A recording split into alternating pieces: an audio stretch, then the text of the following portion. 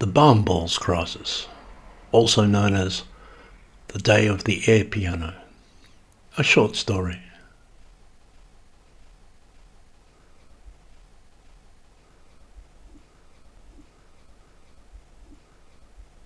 Between the resplendent years of 1986 and 1989, there was, and this is only in the urban areas and does not include the rustic afterwash, no less than 38 gentlemen who presented at emergency wards with their testicles covered in Tiger Balm.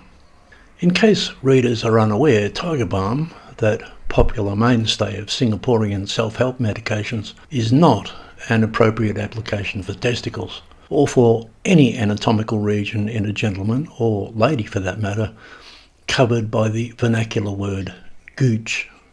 It is a muscular and tendon remedy, and there are no muscles or tendons worth mentioning in testicles. For reasons that had the authorities puzzled, however, there was a scurry of such gentlemen, some of them repeat offenders, presenting in an embarrassing agony, their gonads sizzling from hot menthol, catchupet oil, and whatever secret ingredients make Tiger Balm such a soothingly fierce cure for strains, sprains, and mild dislocations. Typically, a taxi would race up to the emergency ward doors. The victim would come screaming out of it with his pants half down and a block of ice between his legs, and would fall into the arms of waiting medicos, both begging for amelioration and insisting it was an accident. According to world best practice, the only certain relief in such cases is the traditional antidote, chilled beaver milk.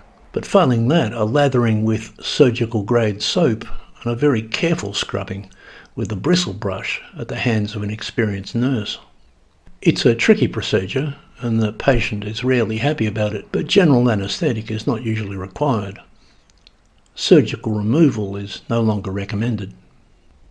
I was working at the health department at the time when this statistical anomaly appeared upon our radar.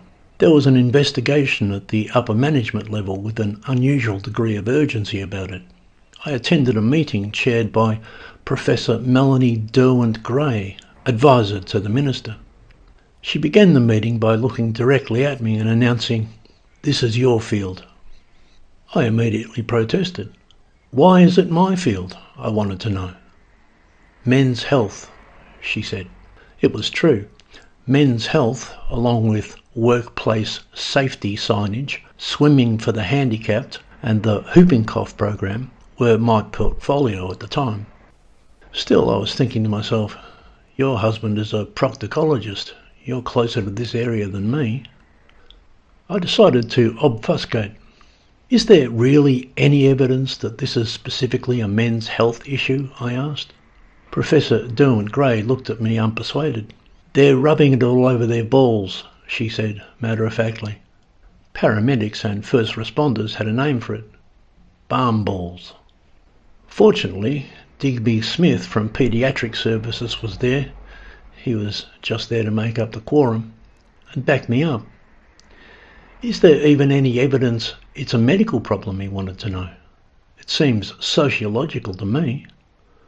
"Or psychiatric," I added. This comment was unwelcome. There was an unofficial policy in our section that we hated those bastards from psychiatry. They received far more funding than they deserved, and worse, they believed in invisible things. We were not referring cases to the head shrinkers, at least not till the end of the financial year. The chairlady was insistent. "We need to get to the bottom of it," she said. The bottom of it? Again, I thought, you're married to a proctologist. Why are you looking at me? She then laid her cards on the table. "What we don't want," she said, "is the tabloid media getting onto this." Ah, suddenly it was clear. The entire room at that moment had a vision of the Minister standing staring into the cameras like a dickhead while the press asked him what he was doing about the Balm crisis. Professor Derwent-Gray was paid over $240,000 a year to shelter the Minister from exactly such questions. Gordon Finkel from Policy was there and made an astute observation at this point. "It reminds me," he said, "of that fad years back where people started putting light bulbs in their rectum. Of course, parallel case. I even had a friend years back, Gary Burke, who had a light bulb up his arse, and to this day swears he doesn't know how it got there. That's right, said the chair lady hopefully. Her husband had done well out of it. What happened with that? Was it just a passing fashion? Perhaps, was the implication, this too will pass. I think, said Finkel, it was overtaken by stunning advances in sex toy technology. We've been living through a revolution, you know. The other person present, Sister Claire from St. Vincent de Paul, listened on uncomprehending. There did come a point, however, where she asked for clarification. I am to understand, she asked with some hesitation, that these gentlemen are applying this Asian ointment to their private parts? Quite, said the chair.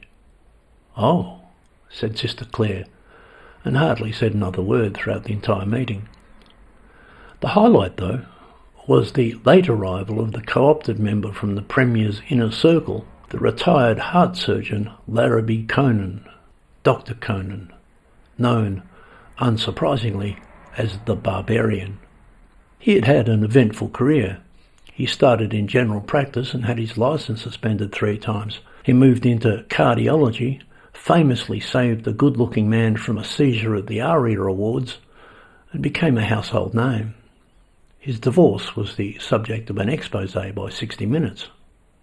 He had lost everything, but, they say, he had dirt on the Premier. He didn't give a fuck. He burst into the room sporting an outlandish bow tie and doing a Jerry Lee Lewis impersonation on an air piano. You shake my nerves and you rattle my brain. Too much love drives a man insane. You broke my will, but what a thrill. Goodness gracious, great balls of fire. The chairman put him in his place. Larrabee, please. I have to report, he announced, sitting down and putting his feet up on the table, that the Premier thinks this is hilarious. We understood that the Premier and his loyal minister were from opposing factions of the party and hated each other's guts. That was a given. The Barbarian went on. He's been waiting to roast the minister's balls over hot flames for years. He smiled at Professor Derwent-Gray. As I'm sure you're aware. I am, she confirmed. Just as I'm sure no one in the Premier's department will be giving a leg up to any tabloid journalist over this. Larrabee was, in part, on a fact-finding mission. Just how bad is it, he wanted to know. Well, it's not an epidemic, I said, playing it down. Is it an outbreak, he asked. A spate, said the chair. Let's call it a spate.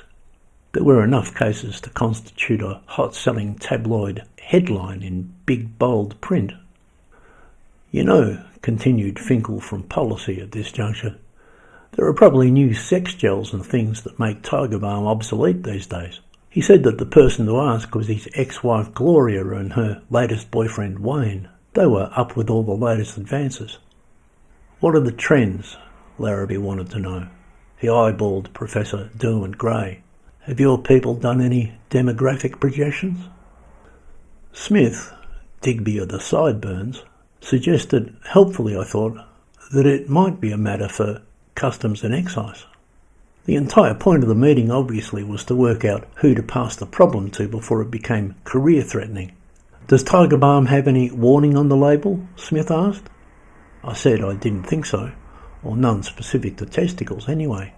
We could legislate big warning labels, Smith suggested further. Good, said the chair, taking a note. A practical proposal. There was a case, outlined in the briefs prepared for the meeting, of a gentleman who had presented an emergency no less than 4 times. Everyone scanned the case and someone pointed out that the man in question was originally from New Zealand. That explained that. It was harder to explain other cases where perfectly well-adjusted gentlemen, for no reason, one evening, home alone, at a loose end, decided to get out the Tiger's Balm and smear it all over their family jewels, against every better instinct and common sense. What outcome did they expect? I could see that Sister Claire was thinking that a mild form of demonic possession might be the best explanation within the frame of her worldview and her take on Asian herbalism. "Have you talked to the Tiger Balm Company?" was the barbarian's next question. "We have," said Professor Derwent Gray. "They are aware of the problem, and their people say that the only real solution might be a genetically modified catchable oil that is gentle on the unique epidermis of the scrotum, but it's a long way off." "Good," said the barbarian anyway. "A scientific solution at least." He looked up at me as if he was wondering why I was not up to speed on the latest dermatological genetic work from Singapore. I was still worried the whole matter might be sidetracked onto me. "Just because it involves testes," I said, "doesn't necessarily place it under men's health." "It does, actually," said the chair lady, adamant. She cleared her throat and consulted her papers. "Planning are saying it is further evidence that men's gymnasiums and Asian herb dispensaries shouldn't be zoned anywhere near each other," she announced. "Excellent," I said. "It's a planning problem." "There's a Dr. Bollocks in radiology," said Smith chirpy. "Has anyone consulted him?" "I think that's Dr. Bullock," Larrabee corrected. For the victims, of course, it was something more than a planning problem. Tiger's Balm, readers can be assured, bites. The afflicted universally attested to the emasculating anguish. It was documented. We were lucky, I thought, the briefing didn't include graphic photos of burns. As for how to prevent gentlemen from applying the stuff in the first place, I favoured the traditional carrot and stick approach. An education program, I said, and a tax. A tried and true formula. The meeting adjourned for lunch as we settled down to think of a good slogan for a TV and radio campaign aimed at the lonely and reckless. As we filed out, Smith confessed to me, "I use it on my lumbago. It's terrific." I could tell, just in those words, that deep down inside, somewhere, he felt a pang of curiosity. What would it be like if he tried just a bit, a tiny bit, on his ball sack? That was the crux of it, probably. In some gentlemen, even dweebs with sideburns like Digby, there is, deep down, the call of the wild. Some men, by nature, are in training for the Darwin Awards. Resuming after the break, Sister Claire needed further clarification. "Do they also apply it to their, she asked. "Their what?" asked the barbarian. She explained. There was silence in the room as everyone looked at each other. What was she talking about? Are we all on the same page? "Do you know?" Smith asked me quietly. "No, I don't know," I said. We all looked at the chair and she didn't know either. "You know," said Sister Claire again. Finally, Smith caught on. "Oh, you mean the penis?" Sister Claire nodded. "The phallus," said the barbarian barbarically. All the men in the room thought about this for a moment and winced collectively. Smith had to cross his legs and shook his head. "Let's not even go there," the barbarian decided. "Not straight after lunch." Everyone agreed. Finkel, however, had some good news. "I rang Gloria during the break and talked to Wayne," he announced. "He says that Tiger Balm is entirely obsolete. There's a better product on the market." The chair was interested. She looked up. "What's it called?" she asked. "Naka Lacquer," Finkel explained. "Naka Lacquer?" "Naka Lacquer. It's cheaper and safer, and here's the funny thing, it's also made in Singapore." I looked at Sister Claire. She had her hand over the crucifix around her neck. "Naka Lacquer?" the chair asked again. "How it works is," Finkel began, but she cut him off, raising her hand and saying, No, we don't need to know how it works." "We could put dispensing machines in men's locker rooms everywhere," I suggested, suddenly seeing a solution. But Professor Derwent Gray, on consideration, was having none of it. "I will not have the minister," she began resolutely and pausing for effect. "I will not have the minister stand in front of a microphone, not in any circumstances, and utter the words Knacker lacquer. Not on my watch. We all imagined the minister at a press conference staring into the camera like a dickhead and saying with a straight face, "Knacker lacquer." Professor Derwent-Gray had a point. Dr. Conan was tickled by the whole affair. "I guess the leader of the opposition was on the money," he smiled, when he said the minister needed to grow a pair. I decided to try one last deflection. "Surely," I said, "this is a problem for the Safety and Accident Commission." I made out as though I was flicking through the briefing notes on all the cases. "Every one of these cases was an accident," I said. "This isn't a men's health issue at all." Smith corrected me. "Not every case," he noted. "On page 6 there is one guy who said he did it for fun." "Nearly every case then," I returned. "The fact is, Tiger Balm is a hazardous material. There's bound to be accidents." "How do you accidentally coat your testicles in Tiger Balm?" the chair lady wanted to know. "Well, I'm not sure," I said. "There needs to be research, but we shouldn't jump to conclusions." One question was, why Tiger's Balm? Why not Dengarub or Deep Heat or Salvoplex and a whole range of other proprietary thermal liniments? "We can't make any determinations," I said, "without research. This needs lots of research." Thankfully, this broke the ice. Professor Derwent-Gray liked this line of thinking. After education campaigns and taxes, the best solution to most things was to say it needs more research. Is there any funding for research? Of course not.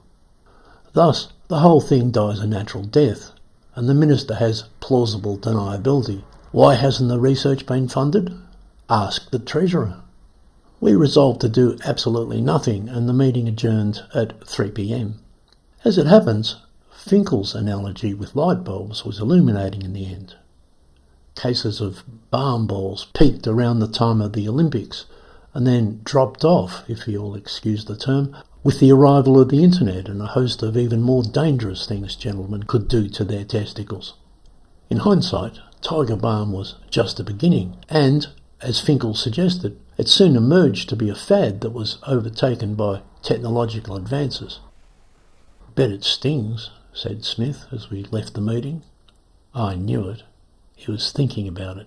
Sister Claire was relieved the meeting had ended. Professor Derwent-Gray felt as though the worst had been averted and that her job would be safe after all.